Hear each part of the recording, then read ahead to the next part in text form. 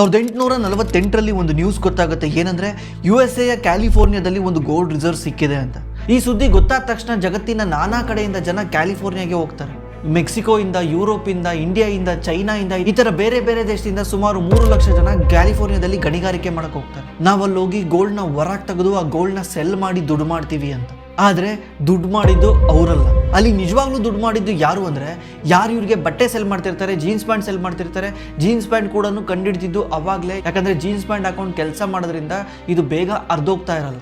ಅದೇ ರೀತಿ ಗಣಿಗಾರಿಕೆ ಮಾಡಕ್ಕೆ ಏನೇನು ವಸ್ತುಗಳು ಬೇಕಿದ್ದು ಅದನ್ನ ಯಾರು ಸೆಲ್ ಮಾಡ್ತಿದ್ರು ಅವ್ರು ಜಾಸ್ತಿ ದುಡ್ಡು ಮಾಡ್ತಾರೆ. ನಿಜವಾಗ್ಲೂ ಗಣಿಗಾರಿಕೆ ಮಾಡಿ ಗೋಲ್ಡ್ ಹೊರಗೆ ತೆಗೆದವ್ರು ಅಷ್ಟೊಂದು ದುಡ್ಡು ಮಾಡಲ್ಲ. ಇದರಿಂದ ನಮಗೆ ಏನು ಗೊತ್ತಾಗುತ್ತೆ ಹೇಳಿ? ಯಾವುದೋ ಒಂದು ಇಂಡಸ್ಟ್ರಿ ಬೂಮ್ ಆಗ್ತಿದೆ, ಯಾವುದೋ ಒಂದು ಸೆಕ್ಟರ್ ಗ್ರೋ ಆಗ್ತಾ ಇದೆ ಅಂದರೆ ಆ ಸೆಕ್ಟ್ರಲ್ಲಿ ನಿಜವಾಗ್ಲೂ ಯಾರು ಆ ಪ್ರಾಡಕ್ಟ್ನ ಸೆಲ್ ಮಾಡ್ತಾನೆ ಅವ್ನು ದುಡ್ಡು ಮಾಡ್ತಾನೋ ಇಲ್ಲ. ಆದರೆ ಈ ಪ್ರಾಡಕ್ಟ್ಗೆ ರಾ ಮೆಟೀರಿಯಲ್ ಸೆಲ್ ಮಾಡ್ತಾರಲ್ಲ ಅವರಂತೂ ದುಡ್ಡು ಮಾಡೇ ಮಾಡ್ತಾರೆ. ಎಕ್ಸಾಂಪಲ್ಗೆ ಇದ್ದಕ್ಕಿದ್ದಂಗೆ ಗೋಲ್ಡ್ಗೆ ಡಿಮ್ಯಾಂಡ್ ಬಂದ್ಬಿಟ್ಟು ಪ್ರತಿಯೊಬ್ಬರು ಕೂಡ ಗೋಲ್ಡ್ನ ಪರ್ಚೇಸ್ ಮಾಡೋಕ್ಕೆ ಸ್ಟಾರ್ಟ್ ಮಾಡಿದ್ರು. ಎಲ್ಲರೂ ಗೋಲ್ಡ್ ಜ್ಯುವೆಲರಿ ಹಾಕೋಣಕ್ಕೆ ಸ್ಟಾರ್ಟ್ ಮಾಡಿದ್ರು. ಎಲ್ಲರಿಗೂ ಗೋಲ್ಡ್ ಜ್ಯುವೆಲರಿ ಇಷ್ಟ ಆಯಿತು. ಇವಾಗ ಇಡೀ ಇಂಡಸ್ಟ್ರಿನಲ್ಲಿ ಯಾರು ದುಡ್ಡು ಮಾಡ್ತಾರೆ ಅಂತ? ಮೊದಲು ಗೋಲ್ಡ್ನ ಎಕ್ಸ್ಟ್ರಾಕ್ಟ್ ಮಾಡಿ ಸೆಲ್ ಮಾಡೋರು ದುಡ್ಡು ಮಾಡ್ತಾರೆ. ಅದಾದಮೇಲೆ ಆ ಗೋಲ್ಡ್ನ ಮತ್ತೆ ಜ್ಯುವೆಲರಿ ಕನ್ವರ್ಟ್ ಮಾಡಿ ಸೆಲ್ ಮಾಡೋರು ದುಡ್ಡು ಮಾಡ್ತಾರೆ. ಅದ್ರ ಜೊತೆಗೆ ಇನ್ನೂ ಒಬ್ಬರು ಕೂಡ ದುಡ್ಡು ಮಾಡ್ತಾರೆ. ಯಾರು ಹೇಳಿ? ಯಾರಂದರೆ ಇವ್ರಿಗೆಲ್ಲ ಹಾಲ್ ಮಾರ್ಕ್ ಹಾಕಿ ಕೊಡೋರು. ಹಾಲ್ ಮಾರ್ಕಿಗೆ ಒಂದು ಜ್ಯುವೆಲರಿಗೆ ಇಷ್ಟು ಅಂತ ಚಾರ್ಜ್ ಮಾಡಿ ಅವರು ಕೂಡ ದುಡ್ಡು ಮಾಡ್ತಾರೆ. ಬಟ್ ನಮ್ಮ ಇಂಡಿಯಾದಲ್ಲಿ ಹಾಲ್ ಮಾರ್ಕು ಗೌರ್ಮೆಂಟ್ ಓನ್ ಮಾಡೋದ್ರಿಂದ ಇದು ತುಂಬ ಜನಕ್ಕೆ ಲೈಸೆನ್ಸ್ ಕೊಡುತ್ತೆ. ಇದನ್ನು ಈಸಿ ಎಲ್ಲರೂ ಸರ್ಟಿಫೈಡ್ ಮಾಡೋದು. ಆದರೆ ಈಗ ನಾವು ಮಾತಾಡೋಕೆ ಹೋಗ್ತಿರೋ ಇಂಡಸ್ಟ್ರಿನಲ್ಲಿ ಒಂದೇ ಒಂದು ಕಂಪ್ನಿ ಇದೆ. ಆ ಕಂಪ್ನಿ ಮಾತ್ರನೇ ಸರ್ಟಿಫೈಡ್ ಮಾಡೋಕ್ಕಾಗುತ್ತೆ. ಖುದ್ದು ಗೌರ್ಮೆಂಟ್ ಕೂಡ ಸರ್ಟಿಫೈ ಮಾಡೋಕ್ಕಾಗಲ್ಲ. ಆಮೇಲೆ ಈ ಕಂಪ್ನಿ ಈ ಇಂಡಸ್ಟ್ರಿನಲ್ಲಿ ಮೋನೋಪಾಲಿ ಆಗಿದೆ. ಅಂದರೆ ಈ ಕಂಪ್ನಿ ಬಿಟ್ಟು ಬೇರೆ ಕಂಪ್ನಿಗಳು ಇಲ್ಲವೇ ಇಲ್ಲ. ಇದ್ರೂ ಕೂಡ ನೆಗ್ಲಿಜಬಲ್ಲು, ಮತ್ತೆ ನ್ಯೂ ಪ್ಲೇಯರ್ ಎಂಟ್ರಿ ಆಗೋಕ್ಕೂ ಚಾನ್ಸ್ ಇಲ್ಲ. ಇವತ್ತು ನಾವು ಮಾತಾಡೋಕೆ ಹೋಗ್ತಿರೋದು ಅದೇ ಕಂಪ್ನಿ ಮೇಲೆ. ಈ ವಿಡಿಯೋನ ಪೂರ್ತಿಯಾಗಿ ನೋಡಿ ನಿಮ್ಗೊಂದು ಐಡಿಯಾ ಬರುತ್ತೆ. ಇಂಥ ಕಂಪ್ನಿನ ನೀವು ಲೈಫಲ್ಲಿ ಯಾವತ್ತೂ ಕೇಳಿರಲ್ಲ. ಈ ಕಂಪ್ನಿ ನೇಮ್ ಬಂದ್ಬಿಟ್ಟು IGI ಅಂತ. ನೀವು ಗೋಲ್ಡ್ನ ಪರ್ಚೇಸ್ ಮಾಡ್ಬೇಕಾದ್ರೆ ವಿತೌಟ್ ಹಾಲ್ ಮಾರ್ಕ್ ಗೋಲ್ಡ್ನ ಬೈ ಮಾಡ್ತೀರಾ? ಚಾನ್ಸೇ ಇಲ್ಲ. ಯಾಕಂದರೆ ಹಾಲ್ ಮಾರ್ಕ್ ಹೇಳುತ್ತೆ ಈ ಗೋಲ್ಡು ಎಷ್ಟು ಪ್ಯೂರಿಟಿ ಆಗಿದೆ ಅಂತ. ಅದೇ ರೀತಿಯೇ ಈ ಕಂಪ್ನಿ ಡೈಮಂಡಿಗೆ ಹಾಲ್ ಮಾರ್ಕ್ ಕೊಡುತ್ತೆ. ಹಾಲ್ ಮಾರ್ಕ್ ಅಲ್ಲ, ಸರ್ಟಿಫೈಡ್ ಕೊಡುತ್ತೆ. ಆ ಸರ್ಟಿಫಿಕೇಷನಿಂದನೇ ಕಸ್ಟಮರ್ ಇರ್ಬೋದು, ಜ್ಯುವೆಲರ್ಸ್ ಇರ್ಬೋದು, ಜಗತ್ತಿನ ಪ್ರತಿಯೊಬ್ಬರು ನಂಬ್ತಾರೆ ಇದು ಒಂದು ಡೈಮಂಡ್ ಅಂತ. ಆ್ಯಕ್ಚುಲಿ ನಾವಿವಾಗ ಯಾಕೆ ಈ ಡೈಮಂಡ್ ಬಗ್ಗೆ ಮಾತಾಡ್ತಿದ್ದೀವಿ ಅನ್ನಿಸ್ತಿದೆಯಾ? ಡೈಮಂಡು ಒಂದು ಕಾಲದಲ್ಲಿ ಶ್ರೀಮಂತರು ಮಾತ್ರ ವೇರ್ ಮಾಡೋವಂಥ ಒಂದು ಜ್ಯುವೆಲರಿ ಆಗಿತ್ತು. ಅದರಲ್ಲೂ ತುಂಬ ಶ್ರೀಮಂತರಿದ್ರೆ ಮಾತ್ರ ಡೈಮಂಡ್ನ ಬೈ ಮಾಡ್ತಿದ್ರು. ಬಟ್ ಇವಾಗ ಆ ಟ್ರೆಂಡು ಚೇಂಜ್ ಆಗ್ತಾ ಇದೆ. ಯಾಕಂದರೆ ಲ್ಯಾಬ್ ಗ್ರೌಂಡ್ ಡೈಮಂಡಿಂದ 2 ಥರ ಡೈಮಂಡ್ ಬರುತ್ತೆ. ಒಂದು ನ್ಯಾಚುರಲ್ ಡೈಮಂಡು, ಇನ್ನೊಂದು lab grown diamond. Natural diamond ಎಲ್ಲಿ ಸಿಗುತ್ತೆ ಅಂದರೆ ಭೂಮಿಯ ಆಳಕ್ಕೋಗಿ ಇದನ್ನು ಎಕ್ಸ್ಟ್ರಾಕ್ಟ್ ಮಾಡ್ತಾರೆ. ಇದು ಸುಮಾರು 1200 ಡಿಗ್ರಿ ಸೆಲ್ಸಿಯಸ್ ಎಲ್ಲಿರುತ್ತೆ ಅಲ್ಲಿ ಕಾರ್ಬನ್ ಸೇರಿಕೊಂಡು ಡೈಮಂಡ್ ಆಗುತ್ತೆ. ಇದೇ ಪ್ರೋಸೆಸ್ನ ಈಗ ಲ್ಯಾಬಲ್ಲಿ ಕೂಡ ಮಾಡ್ತಾ ಇದ್ದಾರೆ. ಡೈಮಂಡ್ ಈಸ್ ಸೇಮ್, ಅದು ನ್ಯಾಚುರಲ್ ಆಗಿ ಸಿಗ್ತಾ ಇದೆ. ಇವರು ಲ್ಯಾಬಲ್ಲಿ ಸೇಮ್ ಅದೇ ಪ್ರೋಸೆಸ್ನ ಮಾಡಿಬಿಟ್ಟು ಗ್ರೋನ್ ಮಾಡ್ತಾ ಇದ್ದಾರೆ. ಆದರೆ ನ್ಯಾಚುರಲ್ ಆಗಿ ಸಿಗೋ ಡೈಮಂಡ್ನ ತುಂಬ ಕಾಸ್ಟ್ಲಿ ಇರುತ್ತೆ. ಲ್ಯಾಬಲ್ಲಿ ಗ್ರೋ ಮಾಡೋ ಡೈಮಂಡು ಕಡಿಮೆ ಇರುತ್ತೆ. ಸುಮಾರು 80% ಕಮ್ಮಿ ಇರುತ್ತೆ. ಅಂದರೆ 1 ಲಕ್ಷ ರೂಪಾಯಿ ಏನಾದರೂ ಡೈಮಂಡ್ ಪ್ರೈಸ್ ಇದ್ದರೆ ಲ್ಯಾಬ್ ಗ್ರೋನ್ ಡೈಮಂಡು 20,000 ಇರುತ್ತೆ. ಬಟ್ ಎರಡನ್ನೂ ನೀವು ಪಕ್ಕದಲ್ಲಿಟ್ಟು ಮೈಕ್ರೋಸ್ಕೋಪಲ್ಲಿಟ್ಟು ನೋಡಿದ್ರು ಕೂಡ ನಿಮಗೆ ಗೊತ್ತಾಗಲ್ಲ ಇದು lab grown diamond natural diamond ಅಂತ. ಇದರಿಂದ ತುಂಬ ಜನ ಏನು ಮಾಡ್ತಿದ್ದಾರೆ, ಲ್ಯಾಬ್ ಗ್ರೋನ್ ಡೈಮಂಡ್ ಜೊತೆ ಜಾಸ್ತಿ ಹೋಗ್ತಾ ಇದ್ದಾರೆ. ಇದು ನಾನು ಹೇಳ್ತಾ ಇಲ್ಲ, ಖುದ್ದು ಕಂಪ್ನಿಗಳು ಹೇಳ್ತಾ ಇದ್ದಾವೆ. ನೀವು ಟೈಟಾನ್ದು ಕಾನ್ಕಾಲ್ ನೋಡಿರ್ಬೋದು, ಸೆನ್ಕೋದ್ ನೋಡಿರ್ಬೋದು, ಕಲ್ಯಾಣ್ ಜ್ಯುವೆಲರ್ಸ್ ಅವ್ರು ನೋಡಿರ್ಬೋದು. ಅವರೆಲ್ಲ ಹೇಳ್ತಾ ಇದ್ದಾರೆ next trend is lab grown diamond. Customer ಖುದ್ದು ಡಿಮ್ಯಾಂಡ್ ಮಾಡ್ತಿದ್ದಾರೆ ಅಂತ. ಯಾಕಂದರೆ ಇದು ತುಂಬ ಅಫೋರ್ಡಬಲ್. ಈಗ ಒನ್ಸ್ ಈ ಡೈಮಂಡ್ ಇಂಡಸ್ಟ್ರಿ ಗ್ರೋ ಆಗ್ತಾ ಇದೆ ಅಂದರೆ ಇದ್ರ ಜೊತೆ ಯಾರು ಗ್ರೋ ಆಗ್ತಾರೆ ಹೇಳಿ? ನಾರ್ಮಲಿ ಟೈಟಾನ್ ಗ್ರೋ ಆಗ್ಬೋದು, ಕಲ್ಯಾಣ್ ಗ್ರೋ ಆಗ್ಬೋದು, ಈ ಥರ ಬೇರೆ ಬೇರೆ ಪ್ಲೇಯರ್ಸ್ಗಳು ಗ್ರೋ ಆಗ್ಬೋದು. ಈಗ ಒನ್ಸ್ ಈ ಡೈಮಂಡ್ ಇಂಡಸ್ಟ್ರಿ ಗ್ರೋ ಆಗ್ತಾ ಇದೆ ಅಂದರೆ ಇದ್ರ ಜೊತೆ ಯಾರು ಗ್ರೋ ಆಗ್ತಾರೆ? ಇದಕ್ಕೆ ಸರ್ಟಿಫೈಡ್ ಮಾಡೋರು ಕೂಡ ಗ್ರೋ ಆಗ್ತಾರೆ. ಯಾಕಂದರೆ ಸರ್ಟಿಫಿಕೇಶನ್ ಇಲ್ದಲೆ ಅದು ಕಂಪ್ಲೀಟ್ಲಿ ವೇಸ್ಟ್. ನೀವೇ ನೋಡಿ, ಏನೋ ಒಂದು ಸರ್ಟಿಫಿಕೇಟ್ ಇಲ್ದಲೆ ಯಾವ ರೀತಿ ಬೈ ಮಾಡ್ತೀರಾ? ಈ ಸರ್ಟಿಫೈಡ್ ಮಾಡಬೇಕಂದ್ರೂ ಕೂಡ ಅವನಿಗೆ ಅವನದೇ ಆದ ಎಕ್ಸ್ಪರ್ಟೀಸ್ ಬೇಕು, ಅವನಿಗೆ ಆದ ಒಂದು ವ್ಯಾಲ್ಯೂ ಇರಬೇಕು. ಈಗ ನಿಮ್ಮನ್ನ ಒಳ್ಳೆಯನು ಕೆಟ್ಟವನು ಅಂತ ಹೇಳೋಕ್ಕೆ ಅವ್ನು ಫಸ್ಟ್ ಒಳ್ಳೆಯನಾಗಿರಬೇಕು, ಆಮೇಲೆ ನಿಮ್ಮನ್ನು ಒಳ್ಳೆಯನಂತ ಹೇಳೋಕ್ಕಾಗತ್ತೆ. ಇಲ್ಲಾಂದರೆ ನೀನು ನೋಡ್ಕೊಳ್ಳಲ್ಲ, ನನಗೇನು ಹೇಳಕ್ಕೆ ಬರ್ತೀಯಾ ಅಂತೀರಾ? ಅದೇ ರೀತಿ ಏನಕ್ಕಾದ್ರೂ ಒಂದು ಸರ್ಟಿಫೈ ಮಾಡ್ತಿದ್ದಾನೆ ಅಂದಮೇಲೆ ಅವನಿಗೆ ಅದರದ್ದೇ ಆದ ವ್ಯಾಲ್ಯೂ ಇರಬೇಕು. ಈ ಕಂಪ್ನಿ ಗ್ಲೋಬಲ್ ಕಂಪ್ನಿ. ಇವ್ರ ಹತ್ರ ಗ್ಲೋಬಲ್ ಡೈಮಂಡ್ ಸರ್ಟಿಫಿಕೇಶನಲ್ಲಿ ಸುಮಾರು 33% ಮಾರ್ಕೆಟ್ ಶೇರ್ ಇದೆ. ಲ್ಯಾಬ್ ಗ್ರೌಂಡ್ ಡೈಮಂಡಲ್ಲಿ ಸುಮಾರು 65% ಮಾರ್ಕೆಟ್ ಶೇರ್ ಇದೆ. ಗ್ಲೋಬಲಲ್ಲಿ, ಇಂಡಿಯಾದಲ್ಲಿ ಹೇಳ್ತಿಲ್ಲ, ಗ್ಲೋಬಲಲ್ಲಿ. ನೀವು ಸುಮ್ಮನೆ ಅಸ್ಯೂಮ್ ಮಾಡಿ ಇದು ಎಂಥ ಕಂಪ್ನಿ ಇರ್ಬೋದು ಅಂತ. ಇದು ಇಂಡಿಯನ್ ಕಂಪ್ನಿ ಅಲ್ಲ, ಬಟ್ ಇಂಡಿಯಾದಲ್ಲಿ ಲಿಸ್ಟ್ ಆಗಿದೆ. ಗ್ಲೋಬಲಲ್ಲೆಲ್ಲ ಸರ್ವಿಸ್ ಕೊಡುತ್ತೆ. ಅಮೆರಿಕಾದಲ್ಲಿ ನೀವು ಜ್ಯುವೆಲ್ರಿ ತಗೊಂಡ್ರು ಕೂಡ ಇದು ಸರ್ವಿಸ್ ಕೊಡುತ್ತೆ. ದುಬೈನಲ್ಲಿ ತಗೊಂಡ್ರು ಕೂಡ ಇದೇ ಸರ್ವಿಸ್ ಕೊಡುತ್ತೆ. ಯಾಕಂದರೆ ಇದು ಗ್ಲೋಬಲ್ ಕಂಪನಿ. ಈ ಇಂಡಸ್ಟ್ರಿ ಹೆಂಗೆ ವರ್ಕ್ ಆಗುತ್ತೆ ಅಂದರೆ, ಮೊದಲನೇದಾಗಿ ಬರ್ತಾರೆ ಡೈಮಂಡ್ ಮ್ಯಾನುಫ್ಯಾಕ್ಚರರ್ಸ್. ಒನ್ಸ್ ಈ ಡೈಮಂಡ್ನ ಮ್ಯಾನುಫ್ಯಾಕ್ಚರ್ ಮಾಡಿಬಿಟ್ಟು ಅದನ್ನು ಯಾರಿಗೆ ಸೆಲ್ ಮಾಡ್ತಾರೆ? ಜ್ಯುವೆಲರಿ ಕಂಪ್ನಿಗಳಿಗೆ ಸೆಲ್ ಮಾಡ್ತಾರೆ. ಈ ಜ್ಯುವೆಲರಿ ಕಂಪ್ನಿಗಳು ಈ ಡೈಮಂಡ್ ಮ್ಯಾನುಫ್ಯಾಕ್ಚರಿಂದ ತೊಗೊಳ್ಬೇಕಂದ್ರೂ ಕೂಡ ಇವ್ರ ಹತ್ರ ಸರ್ಟಿಫಿಕೇಟ್ ನೋಡಿ ತಗೊಳುತ್ತೆ. ಯಾಕಂದರೆ ಗೋಲ್ಡ್ನ ಬೈ ಮಾಡಬೇಕಂದ್ರೂ ಕೂಡ ಈಗ ಯಾರೋ ಒಬ್ಬ ಜ್ಯುವೆಲರಿ ಶಾಪಲ್ಲಿ ಗೋಲ್ಡ್ ಜ್ಯುವೆಲರಿ ಮಾಡ್ತಿದ್ದಾನೆ, ಅವನು ಇನ್ನೊಂದು ತಗೋ ಗೋಲ್ಡ್ ತರಬೇಕಾ? ಗೋಲ್ಡ್ ತರಬೇಕಂದ್ರೆ ಅವ್ನು ಗೋಲ್ಡ್ನ ಟೆಸ್ಟ್ ಮಾಡಿನೇ ತರ್ತಾನೆ. ಫಸ್ಟ್ ಅವನು ಗೋಲ್ಡ್ ತರ್ತಿರೋದು ನಿಜವಾದ ಗೋಲ್ಡಾ ಇಲ್ಲ ಅಂತ ಚೆಕ್ ಮಾಡಿನೇ ಆಮೇಲೆ ಜ್ಯುವೆಲರಿ ಮಾಡ್ತಾನೆ. ಅದಕ್ಕೂ ಸರ್ಟಿಫಿಕೇಷನ್ ಬೇಕು. ಅದೇ ರೀತಿ ಗೋಲ್ಡ್ ಮ್ಯಾನುಫ್ಯಾಕ್ಚರ್ ಯಾರನ್ನ ಜ್ಯುವೆಲರೀಸ್ ಕೊಟ್ಟರೆ ಅದಕ್ಕೂ ಸರ್ಟಿಫಿಕೇಷನ್ ಬೇಕು. ಆ ಸರ್ಟಿಫಿಕೇಷನ್ ಯಾರು ಕೊಡ್ತಾರೆ? IGI ಕೊಡುತ್ತೆ. ಅದೇ ರೀತಿ ಮತ್ತೆ ಇದು ಮ್ಯಾನುಫ್ಯಾಕ್ಚರ್ ಮತ್ತು ಹೋಲ್ಸೇಲರ್ಗೆ ಹೋಗುತ್ತೆ, ಅವ್ರಿಗೂ ಕೂಡ ಸರ್ಟಿಫಿಕೇಷನ್ ಬೇಕು. ಮತ್ತೆ ಅದು ರಿಟೇಲ್ ಶಾಪಿಗೆ ಹೋಗುತ್ತೆ, ಮತ್ತೆ ಕನ್ಸ್ಯೂಮರ್ಸ್ಗೆ ಹೋಗುತ್ತೆ. ಈ ಥರ ಎಲ್ಲ ಸ್ಟೇಜಲ್ಲಿ ಕೂಡ ಸರ್ಟಿಫಿಕೇಷನ್ ಬೇಕು. ಯಾಕಂದರೆ ಒಂದು ಚೂರು ಹೆಚ್ಚು ಕಡಿಮೆ ಆದರೆ ಕೋಟ್ಯಾಂತರ ರೂಪಾಯಿ ಲಾಸ್ ಆಗುತ್ತೆ. ಮೋಸ ಮಾಡೋರು ಇದ್ದೇ ಇದ್ದಾರಲ್ಲ. ನೀವು ನೀರವ್ ಮೋದಿ ಇರ್ಬೋದು. ನೀರವ್ ಮೋದಿ ಯಾಕೆ ಸಿಗಾಕೊಂಡಿದ್ದೇಳಿ? ಫೇಕ್ ಡೈಮಂಡ್ ಜ್ಯುವೆಲರಿ ಸೆಲ್ ಮಾಡ್ತಿದ್ದ ಅಂತ. ಡೈಮಂಡಲ್ಲಿ ಮೋಸ ಹೋಗೋದು ವೆರಿ ಈಸಿ.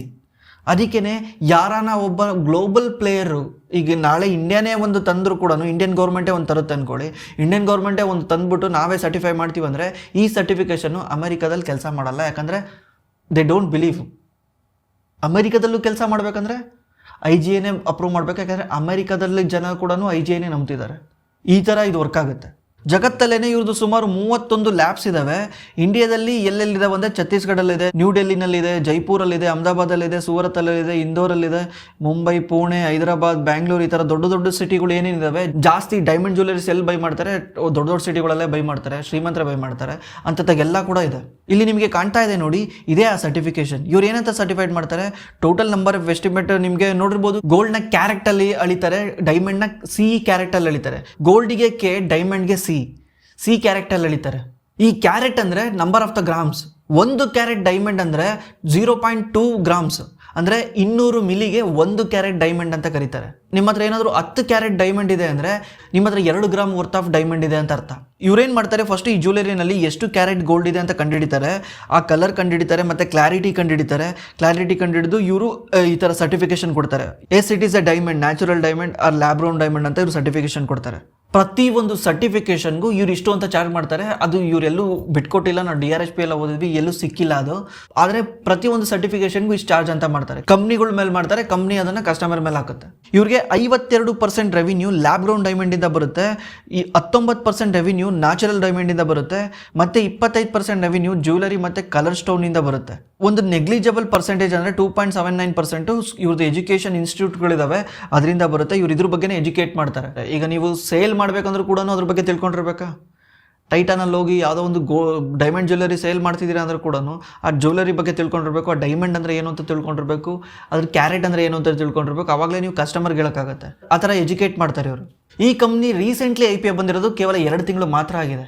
ಅದಕ್ಕೂ ಮುಂಚೆ ಈ ಕಂಪ್ನಿನ 100% ಬ್ಲ್ಯಾಕ್ ಸ್ಟೋನ್ ಓನ್ ಮಾಡ್ತಿದ್ದ. ಬ್ಲ್ಯಾಕ್ ಸ್ಟೋನ್ ಬಂದ್ಬಿಟ್ಟು ಬ್ಲ್ಯಾಕ್ ರಾಕ್ ಇದೆಯಲ್ಲ, ಆ ಥರ ಇದೊಂದು ಅಸೆಟ್ ಮ್ಯಾನೇಜ್ಮೆಂಟ್ ಕಂಪ್ನಿ. ಇವರು ಇದನ್ನ ಓನ್ ಮಾಡ್ತಿದ್ರು. ಅದರಲ್ಲಿ 25% ಆಫ್ ದಿ ಸ್ಟೇಕ್ನ ಇವರು IPOದಲ್ಲಿ ಸೆಲ್ ಮಾಡಿದ್ದಾರೆ. ಟೋಟಲ್ IPO ಸೈಜ್ ಇದ್ದಿದ್ದು 4,225 ಕೋಟಿ. ಅದರಲ್ಲಿ 2,050 ಕೋಟಿ ಆಫರ್ ಫಾರ್ ಸೇಲ್ ಇತ್ತು, 1,475 ಕೋಟಿ ಫ್ರೆಶ್ ಇಶ್ಯೂ ಇತ್ತು. ಆಫರ್ ಫಾರ್ ಸೇಲ್ ಅಂದರೆ ಅದು ಖುದ್ದು ಪ್ರಮೋಟ್ರಿಗೆ ಹೋಗುತ್ತೆ, ಶೇರ್ನ ಸೆಲ್ ಮಾಡಿ ಪ್ರಮೋಟ್ರ್ ಅಂತಾನೆ, ಉಳಿದಿದ್ದು ಕಂಪ್ನಿಗೆ ಬರುತ್ತೆ. 1,475 ಕೋಟಿ ಏನಿದೆಯಲ್ಲ ಅದು ಕಂಪ್ನಿಗೆ ಬರುತ್ತೆ. ಇವರು ಈ ದುಡ್ಡಿಂದ ಏನು ಮಾಡಿದ್ದಾರೆ ಅಂದರೆ, this is more interesting. IPO ಬರೋಕ್ಕಿಂತ ಮುಂಚೆ ಈ ಕಂಪ್ನಿ ಬಂದ್ಬಿಟ್ಟು ಏಷ್ಯಾ ಎಂಟಿಟಿನಲ್ಲಿ ಲಿಸ್ಟ್ ಆಗಿತ್ತು. ಇದ್ರ ಕೆಳಗೆ IGI ಇಂಡಿಯಾ ಇದೆಯಲ್ವಾ, ಈಗ IGI ಇಂಡಿಯಾ ಲಿಸ್ಟ್ ಆಗಿದೆಯಲ್ಲ, ಈ ಕಂಪ್ನಿ ಕೆಳಗೆ IGI ಟರ್ಕಿ ಮಾತ್ರ ಬರ್ತಿತ್ತು, ಇವ್ಯಾವು ಬರ್ತಿರ್ಲಿಲ್ಲ. ಇವೆಲ್ಲನೂ ಏಷ್ಯಾ ಎಂಟಿಟಿ ಕೆಳಗೆ ಮಾತ್ರ ಬರ್ತಾ ಇತ್ತು. IGI ಬೆಲ್ಜಿಯಂ ಇರ್ಬೋದು, IGI USA ಇರ್ಬೋದು, ಯಾವುದೂ ಕೂಡ ಇದ್ರ ಅಂಡರ್ ಬರ್ತಾ ಇರಲಿಲ್ಲ. ಇವಾಗ ಏನಾಗಿದೆ, ಇವರು IPO ಇಂದ ತೆಗೆದಿರೋ ದುಡ್ಡಿಂದ ಎಂಟೈರ್ ಕಂಪ್ನಿನೇ ಬೈ ಮಾಡಿದ್ದಾರೆ. ಎಂಟೈರ್ ಕಂಪ್ನಿ ಅಂದರೆ ಎಲ್ಲನೂ ಒಂದೇ ತಗೊಂಬಂದಿದ್ದಾರೆ. ಈಗ ಏಷ್ಯಾ ಎಂಟಿಟಿ ಇದೆಯಲ್ಲ, ಈ ಏಷ್ಯಾ ಎಂಟಿಟಿ 76.55% ಓನ್ ಮಾಡುತ್ತೆ IGI ಇಂಡಿಯಾದ್ದು. ಅದ್ರ ಕೆಳಗೆ ನೆದರ್ಲ್ಯಾಂಡ್ ಬರುತ್ತೆ, ಬೆಲ್ಜಿಯಂ ಬರುತ್ತೆ, ಟರ್ಕಿ ಬರುತ್ತೆ, ಎಗೇನ್ ಮತ್ತೆ ನೆದರ್ಲ್ಯಾಂಡ್ ಕೆಳಗೆ UAE ಬರುತ್ತೆ. UAE ಅಂದರೆ ಅರಬ್ ಕಂಟ್ರಿ. ಇಸ್ರೇಲ್ ಬರುತ್ತೆ, ಥೈಲ್ಯಾಂಡ್ ಬರುತ್ತೆ, ಹಾಂಗ್ಕಾಂಗ್ ಬರುತ್ತೆ, ಚೈನಾ ಬರುತ್ತೆ, ಈಜಿಪ್ಟ್ ಬರುತ್ತೆ. ಮತ್ತೆ ಎಗೇನ್ ಬೆಲ್ಜಿಯಂ ಕಂಪ್ನಿ ಕೆಳಗೆ USA ಕೂಡ ಬರುತ್ತೆ, ಮತ್ತೆ ಟರ್ಕಿ ಕೂಡ ಇದೆ. ಅಂದರೆ ಆಲ್ಮೋಸ್ಟ್ ಆಲ್ ವರ್ಲ್ಡಲ್ಲಿ ಏನೇನು ಸೆಲ್ ಆಗುತ್ತೆ ಅದೆಲ್ಲ ಕೂಡ ಈ ಕಂಪ್ನಿ ಕೆಳಗೆ ಬರುತ್ತೆ. ನೀವು ಹಿಂದೂಸ್ತಾನ್ ಯೂನಿಲಿವರ್ ಅಂತ ಕೇಳಿದಿರಲ್ಲ, ಯೂನಿಲಿವರ್ ಬಂದ್ಬಿಟ್ಟು ಗ್ಲೋಬಲ್ ಕಂಪ್ನಿ. ಇಂಡಿಯಾದಲ್ಲಿ ಏನು ಸೆಲ್ ಆಗುತ್ತೆ ಅದು ಮಾತ್ರ ಹಿಂದೂಸ್ತಾನ್ ಯೂನಿಲಿವರ್ ಕೆಳಗೆ ಬರುತ್ತೆ. PNG ಅಂತ ಕೇಳಿರುತ್ತೆ, ಪ್ರಾಕ್ಟರ್ ಆ್ಯಂಡ್ ಗ್ಯಾಂಬಲ್, ಅದ್ರದ್ದು ಅಮೆರಿಕನ್ ಕಂಪ್ನಿ. ಬಟ್ ಅವರು ಇಂಡಿಯಾದಲ್ಲಿ ಏನು ಸೆಲ್ ಆಗುತ್ತೆ ಅದನ್ನು ಮಾತ್ರ ತಾಮಲ್ಲಿ ಲಿಸ್ಟ್ ಮಾಡಿರ್ತಾರೆ. ಬಟ್ ಇದೇನಂದರೆ ಗ್ಲೋಬಲ್ ಎಲ್ಲೇ ಸೆಲ್ ಆದರೂ ಕೂಡ ಈ ಕಂಪ್ನಿ ಅಂಡರ್ ಬರುತ್ತೆ. ಬಿಕಾಸ್ ಇವರು IPO ಇಂದ ಬಂದಿರೋ ದುಡ್ಡಿಂದ ಈ ಥರ ಕಾರ್ಪೊರೇಟ್ ಸ್ಟ್ರಕ್ಚರ್ನ ಕಂಪ್ಲೀಟ್ಲಿ ಚೇಂಜ್ ಮಾಡಿದ್ದಾರೆ. ನಮಗೆ ಇವಾಗ ಈ ಕಂಪ್ನಿ ಯಾಕೆ ಇಂಟ್ರೆಸ್ಟಿಂಗ್ ಆಗಿ ಅನಿಸ್ತಿದೆ ಅಂದರೆ ಈ ಕಂಪ್ನಿ ಹತ್ರ ಜಗತ್ತಿನ 33% ಮಾರ್ಕೆಟ್ ಶೇರ್ ಇದೆ. ಅದು LGDನಲ್ಲಿ ಅಂದರೆ ಲ್ಯಾಬ್ ಗ್ರೋನ್ ಡೈಮಂಡಲ್ಲಿ ಸುಮಾರು 65% ಮಾರ್ಕೆಟ್ ಶೇರ್ ಇದೆ. ಇನ್ನೊಂದು ಬರ್ತಾ ಬರ್ತಾ ಜನ ಗೋಲ್ಡ್ನ ಬಿಟ್ಟು ಡೈಮಂಡ್ನ ಯೂಸ್ ಮಾಡೋಕ್ಕೆ ಸ್ಟಾರ್ಟ್ ಮಾಡ್ತಾರೆ. ಯಾಕಂದರೆ ಜನಗಳಿಗೆ ಯಾವಾಗ ದುಡ್ಡು ಬರೋಕ್ಕೆ ಸ್ಟಾರ್ಟ್ ಆಗುತ್ತೆ, ಜನ ಶೋ ಆಫ್ ಮಾಡೋಕ್ಕೆ ಸ್ಟಾರ್ಟ್ ಮಾಡ್ತಾರೆ. ಗೋಲ್ಡ್ ಎಲ್ಲರ ಹತ್ರನೂ ಇದೆ ಅಂದಾಗ ಅವ್ರ ಹತ್ರ ಇಲ್ದಿದ್ದು ಏನಾದರೂ ಬೈ ಮಾಡಬೇಕಂತ ಜನ ಓಡಾಡ್ತಾರೆ, ಅದು ಡೈಮಂಡ್. ಯಾಕಂದರೆ ಅದನ್ನು ತುಂಬ ಜನ ಈಸಿಲಿ ಅಫೋರ್ಡ್ ಮಾಡೋಕ್ಕಾಗಲ್ಲ. ಡೈಮಂಡ್ ರಿಂಗ್ ಇರ್ಬೋದು, ಡೈಮಂಡ್ ಬ್ರಾಸ್ಲೆಟ್ ಇರ್ಬೋದು, ಡೈಮಂಡ್ ನೆಕ್ಲೆಸ್ ಇರ್ಬೋದು, ಈ ಥರ ಹೊಸ ಹೊಸ ಆಭರಣಗಳನ್ನ ಬೈ ಮಾಡೋಕ್ಕೆ ಸ್ಟಾರ್ಟ್ ಮಾಡ್ತಾರೆ. ಈಗ ನೀವು ರೀಸೆಂಟ್ಲಿ ಒಂದು ಇಂಟರ್ವ್ಯೂ ನೋಡಿರ್ಬೋದು, ಅಲ್ಲಿ ಊರ್ವಶಿ ರೊಟೇಲಾ ಬಾಲಿವುಡ್ ಆಕ್ಟರ್ಸ್ಗೆ ಒಂದು ಕ್ವಶನ್ ಕೇಳ್ತಾರೆ. ಅವ್ರಿಗೆ ಏನೋ ಕ್ವಶನ್ ಕೇಳ್ತಾರೆ, ಅವ್ರು ಏನೋ ಆನ್ಸರ್ ಮಾಡ್ತಾರೆ. ಅಲ್ಲಿ ಆನ್ಸರ್ ಮಾಡ್ತಿರೋದು ಏನು ಅಂದರೆ, ನನ್ನ ಹತ್ರ ಡೈಮಂಡ್ ವಾಚ್ ಇದೆ, ಡೈಮಂಡ್ ರಿಂಗ್ ಇದೆ ಅಂತ ಹೇಳ್ಕೊಳಕ್ಕೆ. ಅಂದರೆ ಜನ ನಮ್ಮ ಹತ್ರ ಇದೆ ಅಂತ ತೋರಿಸ್ಕೊಳಕ್ಕೋಸ್ಕರ ಏನು ಬೇಕಿರೋ ಮಾಡ್ತಾರೆ. ರಿಂಗ್ ತಗೊಂಡ್ರೆ ನಾನು ಡೈಮಂಡ್ ರಿಂಗ್ ತಗೊಂಡಿದ್ದೀನಿ ನೋಡು ಅಂತ ಹೇಳ್ತಾರೆ. ಅದನ್ನ ಸ್ಟೇಟಸ್ಗೆ ಹಾಕೊಂತಾರೆ, ಇನ್ಸ್ಟಾಗ್ರಾಮಲ್ಲಿ ಪೋಸ್ಟ್ ಹಾಕ್ತಾರೆ. My husband has given diamond ring for this anniversary, ಈ ಥರ ಎಲ್ಲ ಪೋಸ್ಟ್ ಹಾಕೊಂತಾರೆ. ಇದರಿಂದ ಏನಾಗುತ್ತೆ, ಪಿಯರ್ ಪ್ರೆಷರ್ ಸ್ಟಾರ್ಟ್ ಆಗುತ್ತೆ. ಪಿಯರ್ ಪ್ರೆಷರ್ ಅಂದರೆ ಇದನ್ನ ನೋಡಿದ್ದಂಥ ಬೇರೆ ಹೆಣ್ಮಕ್ಳಿಗೂ ಪ್ರೆಷರ್ ಸ್ಟಾರ್ಟ್ ಆಗುತ್ತೆ. ನನ್ನ ಗಂಡ ಏನು ಕೊಡಿಸ್ತಾ ಇಲ್ಲ, ಕೊಡಿಸ್ರಿ ಅಂತ. ನಮ್ಮ ಲೋ ಲೆವೆಲಲ್ಲಿ, ನಮ್ಮ ಲೋವರ್ ಮಿಡಲ್ ಕ್ಲಾಸ್ ರೇಂಜಲ್ಲಿ ಏನು ಕೇಳ್ಬೋದು, ನಾವು ಗೋಲ್ಡ್ ಕೇಳ್ಬೋದು. ನನಗೊಂದು ಗೋಲ್ಡ್ ಚೈನ್ ಕೊಡಿಸ್ರಿ, ಅದು ಕೊಡಿಸ್ರಿ ಅಂತ ಹೆಣ್ಮಕ್ಳು ಕೇಳ್ಬೋದು. ಆದರೆ ದೊಡ್ಡ ದೊಡ್ಡ ಶ್ರೀಮಂತರು ಏನು ಕೇಳ್ತಾರೆ, ಅವ್ರಿಗೆ ಗೋಲ್ಡ್ ಚೈನ್ ಮ್ಯಾಟ್ರೇ ಆಗಲ್ಲ. ಏನೋ ಒಂದು 6-7 ಲಕ್ಷ ಕೊಟ್ಟರೆ ಅದು 100 ಗ್ರಾಮ್ ಗೋಲ್ಡ್ ಬರುತ್ತೆ. ಇದು ಒಂದು ರಿಂಗ್ಗೆ 6-7 ಲಕ್ಷ ಇರುತ್ತೆ. ಅದಕ್ಕೆ ಪಿಯರ್ ಪ್ರೆಷರ್ ಸ್ಟಾರ್ಟ್ ಆಗಿ ಇವ್ರು ಆಟೋಮೆಟಿಕ್ಲಿ ಇದನ್ನು ಬೈ ಮಾಡೋಕ್ಕೆ ಸ್ಟಾರ್ಟ್ ಮಾಡ್ತಾರೆ. ಇದು ಸೋಷಿಯಲ್ ಸ್ಟೇಟಸ್ ಆಗುತ್ತೆ ಹೋಗ್ತಾ ಹೋಗ್ತಾ. ಯಾವ ರೀತಿ ಐಫೋನ್ ನೋಡ್ಬೋದು ನೀವು, ಐಫೋನ್ ಮುಂಚೆ ಐಫೋನ್ ಇಟ್ಕೊಂಡಿರೋ ಶ್ರೀಮಂತ ಅಂತಿದ್ರು, ಇವಾಗ ಐಫೋನ್ ಎಲ್ಲರ ಹತ್ರನೂ ಇದೆ. ಈಗ ಚಪ್ರಿ ಫೋನನ್ನು ಸ್ಟಾರ್ಟ್ ಮಾಡಿಬಿಟ್ಟಿದ್ದಾರೆ, ಯಾಕಂದರೆ ಎಲ್ಲವನ್ನೂ EMI ನಲ್ಲಿ ತಗೊಂಡು ಐಫೋನ್ ಇಟ್ಕೊಂಡಿದ್ದಾನೆ. ಅದೇ ರೀತಿ ಡೈಮಂಡಲ್ಲೂ ಆಗ್ಬೋದು. ಹೋಗ್ತಾ ಹೋಗ್ತಾ ಜನ ಡೈಮಂಡ್ನ ಶೋ ಆಫ್ಗೋಸ್ಕರ ತಗೊಂಡು ಈಸಿಲಿ ಅಫೋರ್ಡಬಲ್ ಆಗ್ಬಿಡ್ಬೋದು. ಅವಾಗ ಮೇಜರ್ ಬೆನಿಫಿಟ್ ಯಾರಿಗಾಗುತ್ತೆ ಹೇಳಿ, ಇವ್ರಿಗೆ ಅಲ್ವಾ? Because they are the only global players to certify this diamond. ಈಗ ಅಂಗಡಿನವರೇ ಫೇಮಸ್ ಮಾಡ್ಬಿಡ್ತಾರೆ IGI ಸರ್ಟಿಫಿಕೇಟ್ ಅಂತ, ನಮ್ಮ ಹತ್ರ IGI ಸರ್ಟಿಫಿಕೇಟ್ ಇದೆ ಅಂತ. ಅವಾಗ ಏನಾಗುತ್ತೆ, ಜನಗಳು ಈಗ ಎಕ್ಸಾಂಪಲ್ ಟೈಟಾನ್ ಮತ್ತೆ ಕಲ್ಯಾಣ್ ಜ್ಯುವೆಲ್ಲರ್ಸ್ ಇವರೆಲ್ಲ ಸೇರ್ಕೊಂಡು ನಮ್ಮ ಹತ್ರ IGI ಸರ್ಟಿಫಿಕೇಟ್ ಇದೆ ಅಂತ ಜನಗಳಿಗೆ ಹೇಳ್ಬಿಟ್ಟಿದ್ದಾರೆ. ಜನಗಳಿಗೆ ಗೊತ್ತಿರಲಿಲ್ಲ, ಈಗ ಜನಗಳಿಗೆ ಇವರೇ ಮಾರ್ಕೆಟಿಂಗ್ ಮಾಡ್ಬಿಟ್ಟಿದ್ದಾರೆ. ಈಗ ಜನಗಳು ಇದನ್ನ ನೋಡಿದ್ರಲ್ಲ, ನೋಡಿ ಇನ್ನೊಂದು ಅಂಗಡಿಗೆ ಯಾವಾಗ ನಾವು ಹೋದಾಗ ಅವ್ರನ್ನೂ ಕೇಳ್ತಾರೆ IGI ಸರ್ಟಿಫಿಕೇಟ್ ಇದೆಯಾ, ಇಲ್ಲಾಂದ್ರೆ ನನಗೆ ಬೇಡ ಅಂತ. ಅವನು ಏನು ಮಾಡ್ತಾನೆ, ಅವನು IGI ಸರ್ಟಿಫಿಕೇಟ್ ತರಿಸೋಕೆ ಸ್ಟಾರ್ಟ್ ಮಾಡ್ತಾನೆ. ಆಲ್ಮೋಸ್ಟ್ ಅಲ್ಲಿ ಎಲ್ಲರೂ IGIನ ಯೂಸ್ ಮಾಡ್ತಾರೆ. ಕಸ್ಟಮರಿಗೆ ಗೊತ್ತಿರಲ್ಲ IGI ಸರ್ಟಿಫಿಕೇಟ್ ಬಗ್ಗೆ, ಯಾಕಂದ್ರೆ ಅಷ್ಟು ಎಜುಕೇಶನ್ ಇರಲ್ಲ. Over a period of time ಅಂಗಡಿನವರೇ ಇವ್ರಿಗೆ ಎಜುಕೇಟ್ ಮಾಡ್ತಾರೆ. ಅವಾಗ ಇದ್ರ ರಿಕ್ವೈರ್ಮೆಂಟ್ ಇನ್ನೂ ಜಾಸ್ತಿ ಆಗುತ್ತೆ. ಈ ಕಂಪ್ನಿ ಯಾವುದೋ ಸಣ್ಣ ಕಂಪ್ನಿ ಅಲ್ಲ, ಇವ್ರದ್ದು ಇಡೀ ಗ್ಲೋಬಲ್ ಅಲ್ಲೇ ಪ್ರೆಸೆನ್ಸ್ ಇದೆ. ಸುಮಾರು 31 IGI ಲ್ಯಾಬ್ ಇದೆ ಗ್ಲೋಬಲ್ ಅಲ್ಲಿ. ಇಂಡಿಯಾದಲ್ಲಿ 1999ರಿಂದ ಇದ್ದಾರೆ, ಬೆಲ್ಜಿಯಮಲ್ಲಿ 1975ರಿಂದ ಇದ್ದಾರೆ. ಕಂಟಿನ್ಯೂಸ್ಲಿ ಗ್ಲೋಬಲಲ್ಲಿ ಎಲ್ಲ ಕಂಟ್ರಿನಲ್ಲೂ ಎಕ್ಸ್ಪ್ಯಾಂಡ್ ಆಗ್ತಾ ಇದ್ದಾರೆ. ಇಂಡಿಯಾದಲ್ಲಿ 19 ಲ್ಯಾಬ್ ಇದಾವೆ. ಜಗತ್ತಿನ ಹೈಯೆಸ್ಟ್ ಲ್ಯಾಬ್ ಇಂಡಿಯಾದಲ್ಲೇ ಇದಾವೆ. USA ನಲ್ಲಿ 3 ಇದಾವೆ, ಚೈನಾದಲ್ಲಿ 2 ಇದಾವೆ. ಈ ತರ ಎಲ್ಲಾ ದೇಶಗಳಲ್ಲೂ ಎಕ್ಸ್ಪ್ಯಾಂಡ್ ಆಗ್ತಾ ಇದ್ದಾರೆ. ಇದ್ರ ಜೊತೆಗೆ ಗೌರ್ಮೆಂಟ್ ಕೂಡ ಈ ಲ್ಯಾಬ್ ಗ್ರೋನ್ ಡೈಮಂಡ್ಗೆ ಪುಷ್ ಮಾಡ್ತಾ ಇದೆ. ಗೌರ್ಮೆಂಟ್ ರೀಸೆಂಟ್ಲಿ ಅದ್ರದ್ದು ಇಂಪೋರ್ಟ್ ಡ್ಯೂಟಿ ಇತ್ತಲ್ಲ, ಬೇರೆ ದೇಶದಿಂದ ನಾವೇನಾದ್ರು ತರಿಸ್ಕೊಬೇಕಂದ್ರೆ 5% ಎಕ್ಸ್ಟ್ರಾ ಕೊಟ್ಟು ತರಿಸ್ಕೊಬೇಕಿತ್ತು, ಅದನ್ನ ಈಗ 0 ಮಾಡಿದ್ದಾರೆ. ಇದರಿಂದ ಗೌರ್ಮೆಂಟ್ ಕೂಡ ಪುಷ್ ಮಾಡ್ತಾ ಇದೆ ಲ್ಯಾಬ್ ಗ್ರೋನ್ ಡೈಮಂಡ್ಗೆ. ಇದರಿಂದ ಯಾರಿಗೆ ಬೆನಿಫಿಟ್ ಆಗುತ್ತೆ, ಇವ್ರಿಗೆ ಅಲ್ವಾ? ಯಾಕಂದ್ರೆ ಇವ್ರದ್ದು 65% ವರ್ಲ್ಡ್ ಗ್ಲೋಬಲ್ ಶೇರ್ ಇದೆ. ಇಂಡಿಯಾದಲ್ಲಿ ಆಲ್ಮೋಸ್ಟ್ ಮೊನೋಪಲಿ ಇದು. ಈ ಕಂಪ್ನಿದು ಫೈನಾನ್ಷಿಯಲ್ಸ್ ಬಗ್ಗೆ ಮಾತಾಡ್ಬೇಕಂದ್ರೆ, ಈ ಕಂಪ್ನಿನ ನಾವು ಸ್ಟಡಿ ಮಾಡ್ಬೇಕಾದ್ರೆ ಈ ಕಂಪ್ನಿ 500 ರೂಪಾಯಿಗೆ ಬಂದಿತ್ತು. ಇವತ್ತು ಗುರುವಾರ ಒಂದೇ ದಿವಸ ಜಂಪ್ ಆಗಿದೆ. ನಾವು ಇವತ್ತು 6% ಜಂಪ್ ಆಗಿದೆ. ಬಟ್ ಈ ಕಂಪ್ನಿ IPO ಇಂದ 500 ರೂಪಾಯಿಗೆ ಬಂದಿತ್ತು, ಡೌನ್ ಆಗಿತ್ತು. ಯಾಕಂದರೆ ಮಾರ್ಕೆಟ್ ಕೂಡ ಡೌನ್ ಆಗ್ತಾ ಇದೆ. ಎಂಥ ಸ್ಟಾಕ್ಸ್ ಇದ್ರೂ ಕೆಳಗಡೆ ಬರುತ್ತೆ ಮಾರ್ಕೆಟ್ ಡೌನ್ ಆದರೆ. ಇವ್ರದ್ದು ROE ನೋಡಿ, ROC ಬಂದ್ಬಿಟ್ಟು 98% ಇದೆ, ROE ಬಂದ್ಬಿಟ್ಟು 76% ಇದೆ. ಯಾಕಂದರೆ ಈ ಬಿಸ್ನೆಸ್ಸಲ್ಲಿ ಜಾಸ್ತಿ ಇನ್ವೆಸ್ಟ್ಮೆಂಟೇ ಬೇಡ. ಇವ್ರೇನಾದರೂ 100 ರೂಪಾಯಿ ದುಡಿತಿದ್ದಾರೆ ಅಂದರೆ ಅದರಲ್ಲಿ 70 ರೂಪಾಯಿ ಮನೆಗೆ ತಗೊಂಡು ಹೋಗ್ತಾರೆ, 70 ರೂಪಾಯಿ ಲಾಭನೇ. ಹಂಗಿದ್ಮೇಲೆ ROC ಜಾಸ್ತಿ ಇದ್ದೇ ಇರುತ್ತೆ. ನೀವೇ ನೋಡಿ, ಸೇಲ್ಸ್ ಎಷ್ಟಿದೆ, ಸೇಲ್ಸ್ ಬಂದ್ಬಿಟ್ಟು 639 ಕೋಟಿ, ಆಪ್ರೇಟಿಂಗ್ ಮಾರ್ಜಿನ್ ಎಷ್ಟಿದೆ, 71 ಇದೆ. ಎಕ್ಸ್ಪೆನ್ಸ್ ತುಂಬ ಕಡಿಮೆ ಇದೆ. ಎಕ್ಸ್ಪೆನ್ಸ್ ಇವ್ರಿಗೆ ಮೇನ್ ಏನಿರುತ್ತೆ, ಎಂಪ್ಲಾಯ್ ಕಾಸ್ಟೇ. ಇಲ್ಲಿ ನೋಡಿ, ಎಂಪ್ಲಾಯ್ ಕಾಸ್ಟೇ ಎಕ್ಸ್ಪೆನ್ಸ್ 15%, ಅದೇ ಎಕ್ಸ್ಪೆನ್ಸ್. ಅದು ಬಿಟ್ಟರೆ ಮೆಟೀರಿಯಲ್ ಕಾಸ್ಟ್ ಏನೂ ಇಲ್ಲ. ಬೇರೆ ಮಿಷಿನರೀಸ್, ಅದು ಟೆಸ್ಟ್ ಮಾಡೋ ಮಿಷಿನ್ ಬಿಟ್ಬಿಟ್ರೆ, ಬಿಕಾಸ್ ಅದು ಯಾವತ್ತೋ ಇನ್ವೆಸ್ಟ್ ಮಾಡಿರ್ತಾರೆ, ಅದು ಆಲ್ರೆಡಿ ಅದರಿಂದ ರಿಟರ್ನ್ ತೆಗೆದಿರ್ತಾರೆ, ಅದ್ರ ಕಾಸ್ಟ್ ಇದ್ರಿಗೆ ಸೇರ್ಸೋಕ್ಕಾಗಲ್ಲ ಈಗ. ಅದು ಬಿಟ್ಟು ಈ company year on year 30% grow ಆಗ್ತಾ ಇದೆ. ಲಾಸ್ಟ್ ಇಯರ್ಗೂ ಈ ಇಯರ್ಗೂ 30% ಗ್ರೋ ಆಗಿದೆ. ರೀಸೆಂಟ್ 2024 ಡೇಟಾ ಇಲ್ಲ, ನೆಕ್ಸ್ಟ್ ಕ್ವಾರ್ಟರ್ ರಿಸಲ್ಟ್ ಬಂದಾಗ ಗೊತ್ತಾಗುತ್ತೆ. ನೆಕ್ಸ್ಟ್ ಕ್ವಾರ್ಟರ್ ರಿಸಲ್ಟ್ ಬಂದಾಗ ಮೇ ಬಿ ಈ ಕಂಪ್ನಿದು ಮಾರ್ಜಿನ್ ತುಂಬ ಕೆಳಗೆ ಬರುತ್ತೆ. ಯಾಕಂದರೆ ಇವ್ರೇನಿದಾರಲ್ಲ, ಇವ್ರು ಮುಂಚೆ ಇಂಡಿಯಾ ಎಂಟಿಟಿ ಮಾತ್ರ ಸಖತ್ ಲಾಭ ಮಾಡ್ತಿತ್ತು. ನೆದರ್ಲ್ಯಾಂಡು, ಬೆಲ್ಜಿಯಮ್ಮು, ಟರ್ಕಿ ಇದೆಲ್ಲನೂ ಜಾಯಿನ್ ಮಾಡಿದಾರಲ್ವ ಇವಾಗ ಏನಾಗಿದೆ, ಅಲ್ಲಿ ಇನ್ನೂ ಎಷ್ಟೋ ಕಂಪ್ನಿಗಳು ಪ್ರಾಫಿಟಬಲ್ ಇಲ್ಲ, ಇನ್ನು ಈಗ ಲಾಭ ಮಾಡ್ತಾ ಇದ್ದಾರೆ. ಯಾಕಂದರೆ ರೀಸೆಂಟಾಗಿ ಹೋಗಿರೋದ್ರಲ್ಲಿ. ಇವಾಗ ಏನಾಗುತ್ತೆ, ಅಲ್ಲೇನಾದ್ರು ಲಾಸ್ ಮಾಡಿದ್ರೆ ಅದು ಈ ಬ್ಯಾಲೆನ್ಸ್ ಶೀಟ್ಗೂ ಬರುತ್ತೆ. ಮುಂಚೆ ನಿಮ್ಮ ಮನೆಯಲ್ಲಿ 5 ಜನ ಇದ್ದರು, ಎಲ್ಲರೂ 10,000 ದುಡ್ತಿದ್ರು, ಮನೆ ಮಂತ್ಲಿ ಇನ್ಕಮ್ ಮನೆದು 50,000 ಇತ್ತು. ಇವಾಗ ನಿಮ್ಮ ಮನೆಗೆ ಯಾರೋ ಇಬ್ಬರು ಎಕ್ಸ್ಟ್ರಾ ಬಂದಿದ್ದಾರೆ, ಎಕ್ಸ್ಟ್ರಾ ಬಂದ ತಕ್ಷಣ ಅವರು ಲಾಸ್ ಮಾಡ್ತಿದ್ದಾರೆ, ಅಂದರೆ ಅವ್ರೇನು ದುಡಿತಾ ಇಲ್ಲ, ಖರ್ಚಾಗ್ತಾ ಇದೆ. ಅವಾಗ ಏನಾಗುತ್ತೆ, 50,000ದಲ್ಲಿ ಒಂದು 10,000 ಹೋಯ್ತು ಅಂದರೆ 40,000 ಉಳ್ಕಂತು.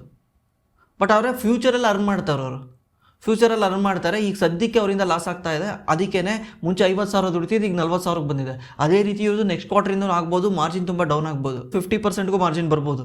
ಬಟ್ ಇದು ಓವರ್ ಎ ಲಾಂಗ್ ಟರ್ಮಲ್ಲಿ better business to stay in. ಯಾಕಂದರೆ ಅಸೆಟ್ ಲೈಟ್ ಬಿಸ್ನೆಸ್. 100 ರೂಪಾಯಿ ಹಾಕದ 100 ರೂಪಾಯಿನೂ ನಿಮಗೆ ಲಾಭ ಬರುತ್ತೆ ಅಂಥ ಬಿಸ್ನೆಸ್ ಇದು. ಇದಕ್ಕೆ ಜಾಸ್ತಿ ಕ್ಯಾಪಿಟಲೇ ಬೇಕಾಗಿಲ್ಲ ಬಿಸ್ನೆಸ್ನ ಗ್ರೋ ಮಾಡೋಕ್ಕೆ. ಇವ್ರು ಎಕ್ಸ್ಪ್ಯಾಂಡ್ ಮಾಡೋಕ್ಕೆ ಬೇಕಾಗುತ್ತೆ, ಬೇರೆ ಬೇರೆ ದೇಶಕ್ಕೆ ಹೋಗೋಕ್ಕೆ ಬೇಕಾಗುತ್ತೆ. ಸೇಮ್ ಇಂಡಸ್ಟ್ರಿನಲ್ಲೇ ಮತ್ತೆ ಕ್ಯಾಪಿಟಲ್ ಬೇಕಾಗಲ್ಲ ಗ್ರೋ ಆಗೋಕ್ಕೆ. ಆಮೇಲೆ ಇವ್ರದ್ದು ಪ್ರಮೋಟ್ರಿಗೆ ಬಂದರೆ, ಪ್ರಮೋಟ್ರ್ ಬಂದ್ಬಿಟ್ಟು ಬ್ಲ್ಯಾಕ್ ಸ್ಟೋನ್ ಬಂದ್ಬಿಟ್ಟು world level asset management company. ಅದ್ರ ಬಗ್ಗೆ ಕ್ವಶನ್ನೇ ಮಾಡೋಂಗಿಲ್ಲ, ಯಾಕಂದರೆ ಇಂಟರ್ನ್ಯಾಷನಲ್ ಪ್ರಮೋಟರ್. ಈಗ ರೀಸೆಂಟ್ಲಿ ಈಗ ಬರೋ ಕ್ವಾರ್ಟರ್ ರಿಸಲ್ಟ್ ನೋಡಿಕೊಂಡು ರಿಸಲ್ಟ್ ಏನಾದರೂ ಚೆನ್ನಾಗಿ ಬಂದಿದೆ ಅಂದರೆ ಆರಾಮ್ಸೆ ಎಂಟ್ರಿ ಆಗ್ಬೋದು ಫಾರ್ ಲಾಂಗ್ ಟರ್ಮ್. ಇದು ಜಸ್ಟ್ ಎಜುಕೇಷನ್ ಪರ್ಪಸ್ ಆಗಿ ಹೇಳ್ತಿರೋದು, ನೀವು ಬೈ ಸೆಲ್ ಮಾಡಿ ಅಂತ ಹೇಳ್ತಾ ಇಲ್ಲ. ನಾನಾಗಿದ್ರೆ ಎಂಟ್ರಿ ಆಗ್ತಾ ಇದ್ದೆ ಅಂತ ಹೇಳ್ತಾ ಇದ್ದೀನಿ.